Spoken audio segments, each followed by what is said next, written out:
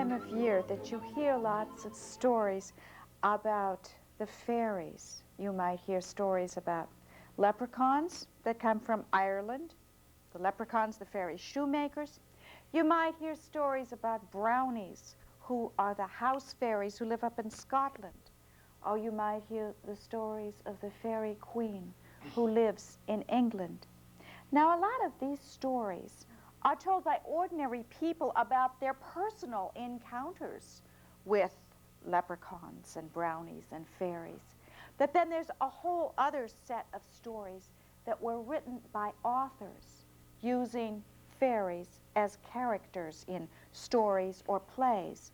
Shakespeare wrote a lot of plays about witches and fairies. And this is a story of that kind. Though this is a story about fairies, it's also a story about jumping rope. Now, do you all know the jump rope rhyme, teddy bear? Yes. Okay, let's do teddy bear. Teddy bear, turn around. Teddy bear, touch the ground. Teddy bear, show your shoe. Teddy bear, that will do. Teddy bear, go upstairs. Teddy bear, say your prayers. Teddy bear, turn off the light. Teddy bear, say good night.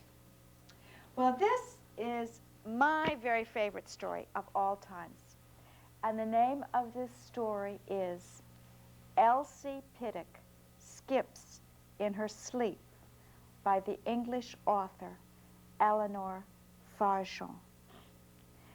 Now, Elsie Piddock lived in Glynn, under Mount Caburn, where a lot of other little girls lived too. They lived mostly on bread and butter because their mothers were too poor to buy them cake. When Elsie was just a little tiny baby, lying in her cradle, outside her window in the lane, she could hear the big schoolgirls jumping rope. And she heard the slap, slap, slap of the jump rope hitting the ground. And she heard the tippity-tap, tippity-tap, tippity-tap of the jumpers' feet. And she heard the mumble, lumble, lumble of the jumpers' ropes saying a rhyme that the skippers could skip to. Now, when she got to be a bigger girl and could understand words, that mumble, lumble, lumble turned into words that went like this. Andy, spandy, sugar-dee, candy, French almond rock. Bread and butter for your supper's all your mother's got. The second part of the rhyme went twice as fast as the first part. And Elsie, sitting in her little high chair, always ate her bread and butter in time to the rhyme. And she wished she had some sugar-y candy to eat during the first part of the rhyme, but she never did. Now, when Elsie was 3 years old, she asked her mother for a skipping rope. "You're too little," said her mother. "Wait till you're a bigger girl." Elsie didn't say anything. She just pouted. But that night, in the middle of the night, Mr. and Mrs. Piddock were awakened by something going slap, slap, slap. And there was Elsie in her nightgown, skipping rope with her father's suspenders. She skipped 10 times before she tripped and fell, and her mother picked her up and she said, there, your knee doesn't hurt too much where you fell and tripped on it, and tomorrow morning your father will make you a skipping rope of your very own. And Mr. Piddock was as good as his word. Before he went to work the next morning, he took a little rope just the right size for tiny little Elsie, and he fit 2 wooden handles on each end. And Elsie grabbed that rope, and she went outside, and she skipped all day long, scarcely stopping to eat her dinner of bread and butter or her supper of bread and butter. And after supper, When the big schoolgirls came out to skip in the lane, Elsie skipped with the best of them. And Joan Challen, who was the champion skipper of them all, said, "Why, look at little Elsie Piddock, skipping as never so." And they all called their mothers to come and see her, and all the mothers said, "Well, little Elsie Piddock is a born skipper."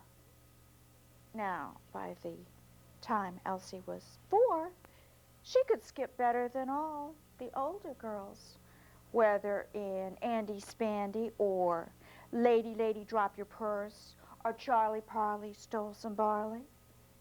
And by the time she was 5, her name and fame had spread for miles around. And by the time she was 6, the fairies had heard of her.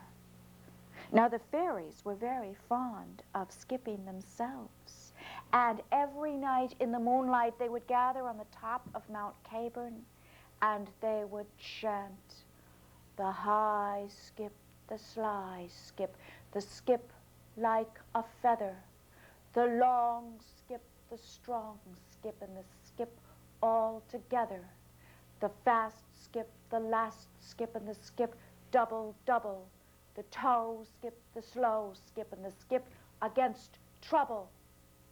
Now, all of those skips had special magical meanings, and they were taught to them by their skipping master, whose name was Andy Spandy. Now, Andy Spandy was very proud of his fairies. He thought they skipped better than the fairies from all around those parts.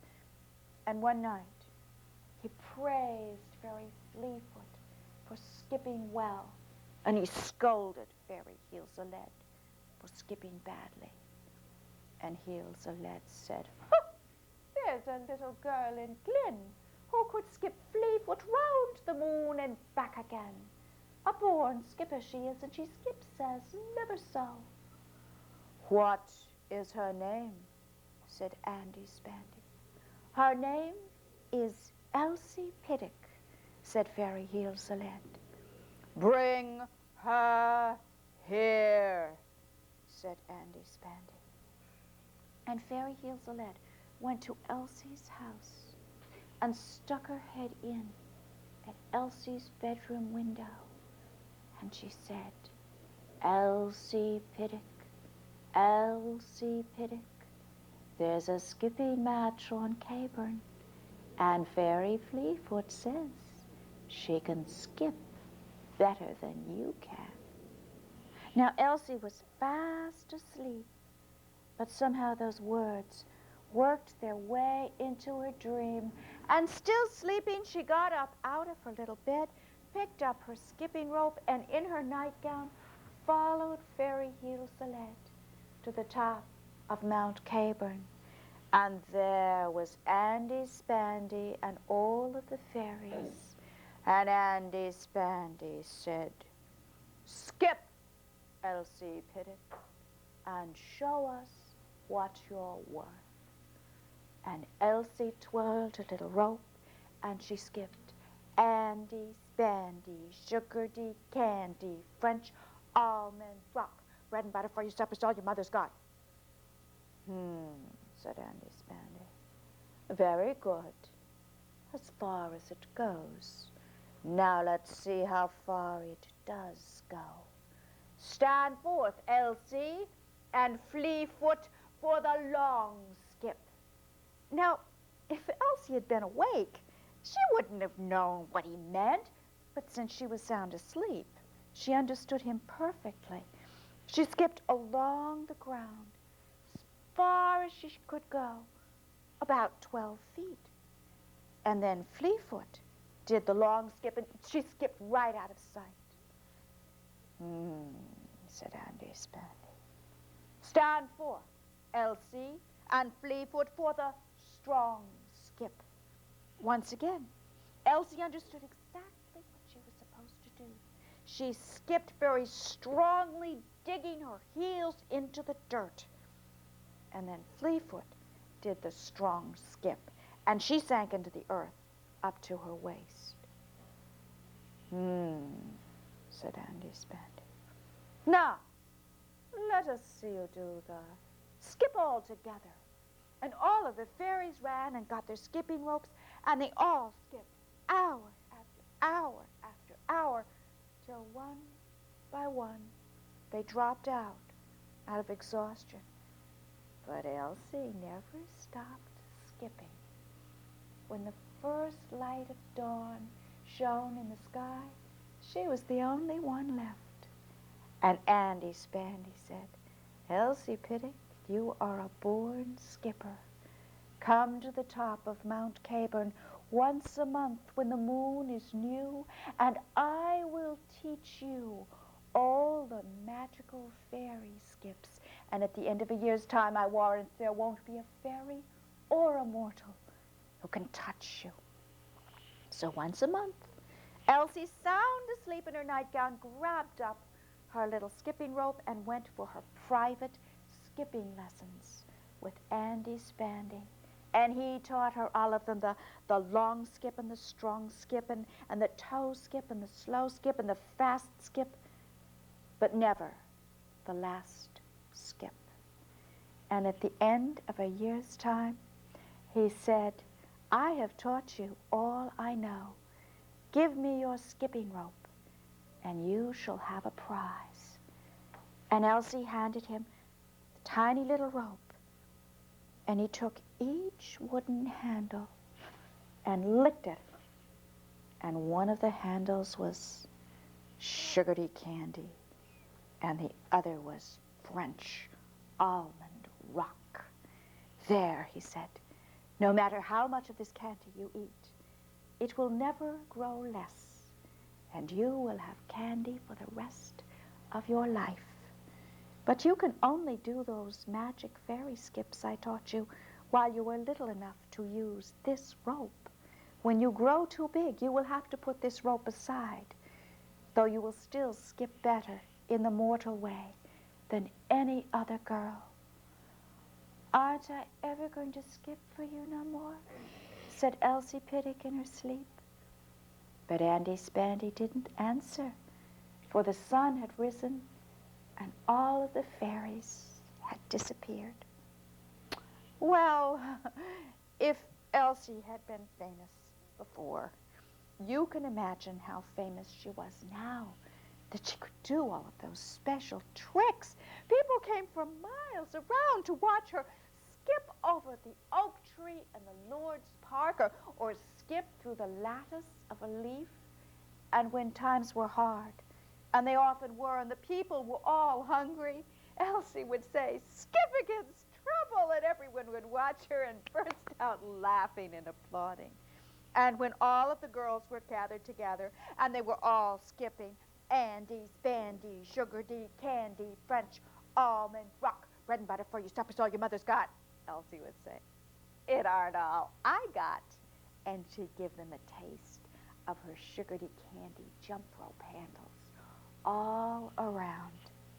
And once a month when the moon was new, Elsie would lead all the little girls to the top of Mount Caburn, and they would have a moonlight skipping party.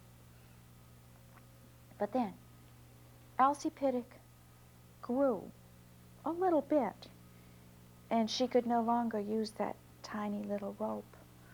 So she had to put it aside in a dresser drawer and get a longer one. And the girls began to tease her to do the tricks that she used to do. But she just shook her head and never told them why. And people began to say, you should have seen her when she was a little, and she could skip right through her mother's keyhole. And then Elsie grew some more and became a little woman and put aside her skipping rope altogether because skipping days were done. And then the Piddock family moved away to another county, and soon people began to forget that Elsie Piddock had ever skipped on the top of Mount Caburn at all. But Elsie never forgot. She sat in her cold house with no fire and no food, and chewed on the sugary candy that Andy Spandy had given her for life. Well, years and years went by, and that part of the country with the little town of Glynn and Mount Caburn was now owned by a new lord. This man cared for nothing but money. Everything he looked at, he tried to think of a way to have it make money for him. And when he saw the top of Mount Caburn so flat and perfect, he thought it would be a wonderful spot to build a factory. And he said to his lawyer, "Do I have the right to put a factory up there on the top of Mount Caburn?" And the lawyer searched through many old deeds and documents, and he said, "Well, yeah, you have a little bit of a right. I'm not sure if you have a full right. You've got about half a leg to stand on." So the Lord took a fence, and he put it all around the top of Mount Caburn so no one could go up there at all. And all of the people were so upset because for centuries Mount Caburn had belonged to them, and they could go up there whenever they wanted to. All of the men met at the tavern. And John Maltman, who was the leader of them all, said, "Well, if my daughter can't go up there once a month when the moon is new and skip it, it will break her heart. And my Marjorie's too," said another man, and my Elizabeth's, for nearly all of the men had a daughter whose delight it was to skip in the new moon on the top of Mount Caburn. And there was a lawyer sitting there drinking a pint of ale, and John Maltman said to him, "Does the Lord have a right? Can he put a factory up there on the top of the mountain? Has he a leg to stand on?" "Well," said the lawyer, consulting many old books, "only half a leg." Now, at that time, the best skipper of them all was Ellen Maltman. And the thought that she could never skip on the top of Mount Caburn was more than she could bear, so she went out by herself to the woods to cry. She sat there on a log, sobbing.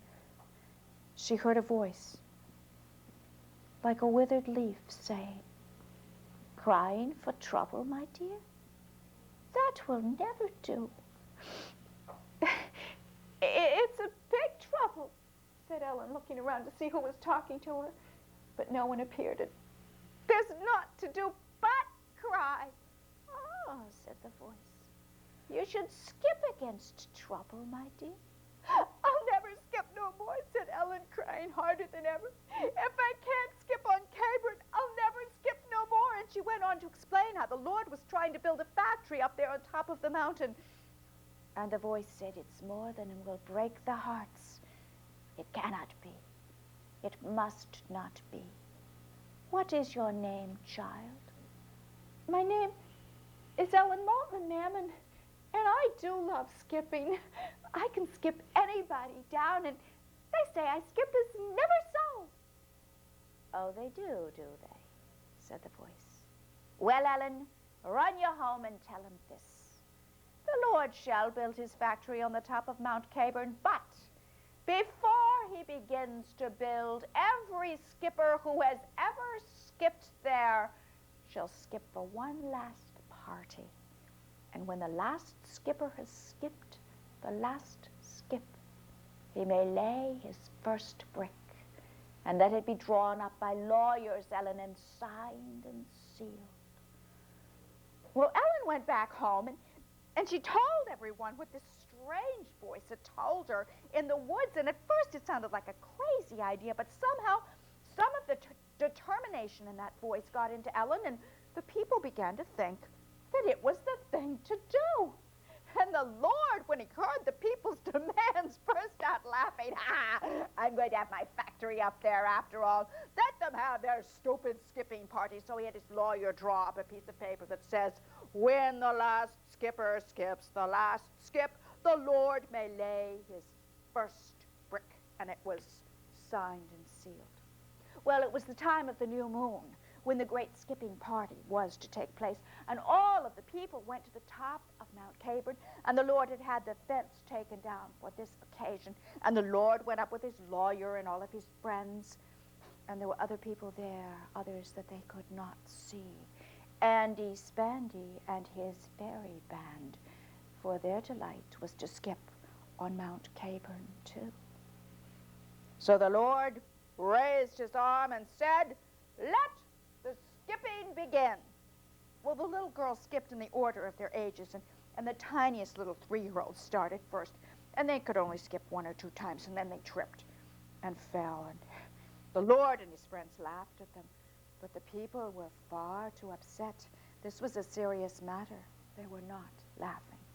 And then the girls got older, and the skipping got better. And in the thick of the school children, the Lord said, "This is going to take some time." And when it was Ellen Maltman's turn, and she went into her thousands, the Lord grew restive. But even Ellen, who could skip as never so, at last tired and tripped and fell. None lasted even half her time.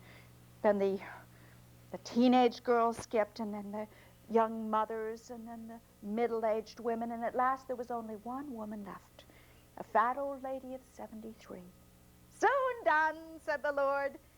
And the old woman twirled her rope and tripped and fell.